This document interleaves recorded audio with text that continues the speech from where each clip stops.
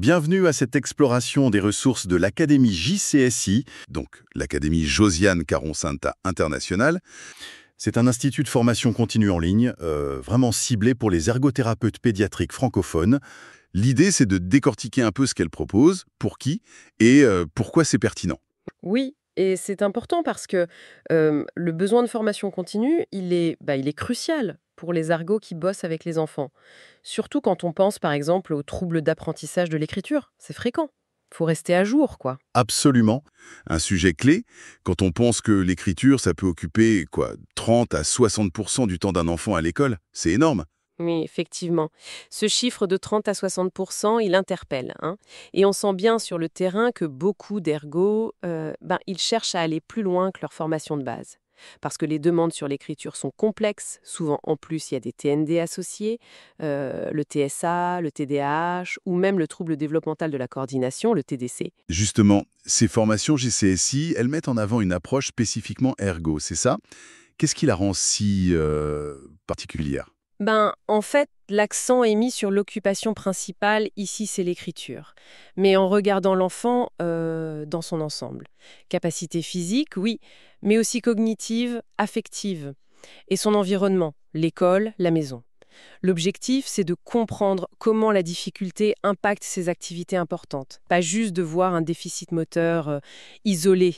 C'est vraiment ça qui fait la force de l'ergo, je trouve, par rapport à des approches Plus de technique, peut-être? plus graphomotrices. Voilà, plus graphomotrice pure. On regarde vraiment la fonction, l'activité globale. D'accord, je vois. Une vision très intégrée. D'ailleurs, l'Académie met en avant une philosophie assez forte, on dirait. Les connaissances mènent aux compétences et les compétences mènent à la confiance et à la capacité d'agir dans l'excellence. Ça pose le cadre. Et donc, JCSI propose un parcours avec différents niveaux. On peut regarder ça. Mais parlons du parcours de formation lui-même.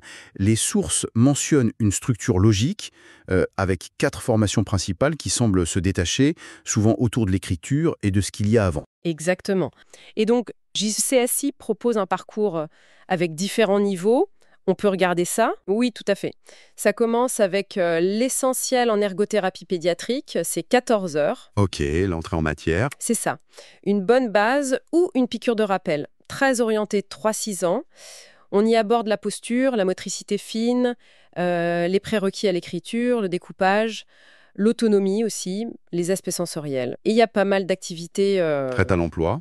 Exactement, très concret pour démarrer. Par contre, ça ne va pas dans l'évaluation ou l'analyse très très poussée. Bien. Et ensuite, on peut approfondir.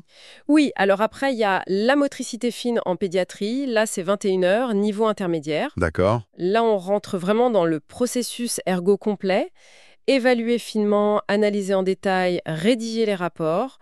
On explore les 7 composantes de la motricité fine et puis toutes les capacités qui sont derrière. Le contrôle postural, les praxis. C'est une approche qu'on appelle bottom-up en fait. C'est-à-dire? On part des bases, des composantes fondamentales pour comprendre la difficulté globale de l'enfant dans son activité. Je vois, on construit la compréhension à partir des fondations. Logique.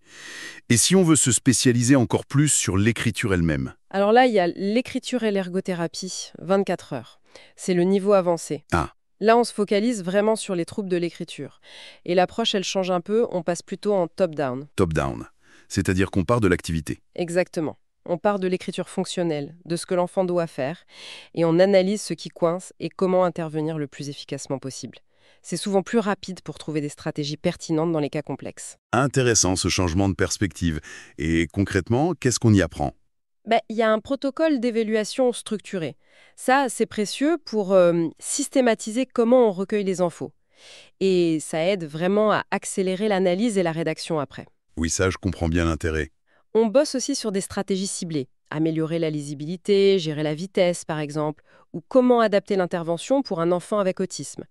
Et aussi, un point important, comment argumenter la décision de passer ou non à l'ordinateur. D'accord. C'est conseillé d'avoir fait le niveau sur la motricité fine avant, j'imagine? Oui, c'est recommandé, ça donne de bonnes bases. Et il y a encore un autre niveau après ça? Quelque chose sur les réflexes? Oui, c'est écrire librement. Encore 21 heures, niveau avancé aussi.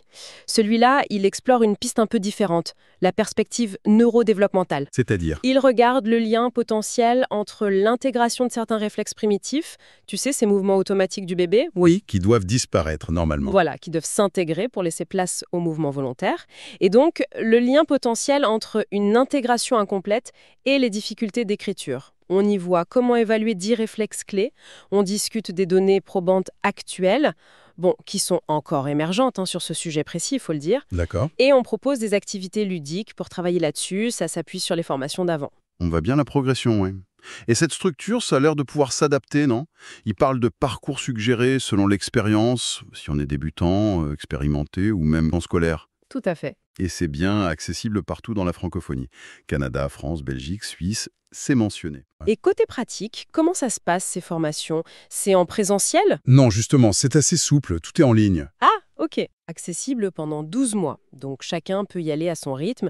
Il y a beaucoup de supports différents, des vidéos, des démonstrations, et surtout, pas mal d'outils cliniques à télécharger. Ça, c'est bien, du concret.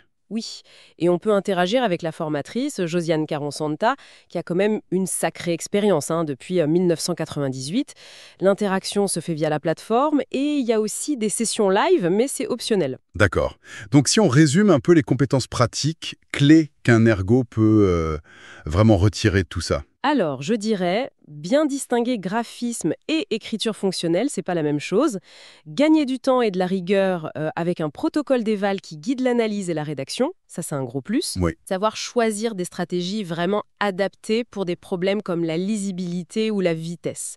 Pouvoir mieux ajuster son approche pour des profils spécifiques comme les enfants avec TSA. Et puis, être plus solide pour argumenter le choix d'un outil informatique ou justement pour ne pas y aller trop vite. Au final, je pense que ça renforce beaucoup la confiance clinique face à ces situations d'écriture qui sont souvent un casse-tête. En gros, l'Académie JCSI offre un cheminement assez structuré, flexible, qui va des bases jusqu'à des approches très pointues, pour aider les ergots à mieux gérer les défis de la motricité fine et de l'écriture en pédiatrie. C'est tout à fait ça.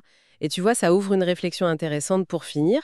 Dans ce contexte où les besoins des enfants sont de plus en plus complexes et où l'école a de fortes attentes, comment est-ce que ce type de formation continue, très spécialisée, pourrait influencer, pas seulement la qualité des suivis, ça c'est sûr, mais peut-être aussi la reconnaissance, la place même de l'ergothérapie dans le parcours éducatif et de santé de l'enfant. C'est une question, je pense, sur l'évolution de notre profession.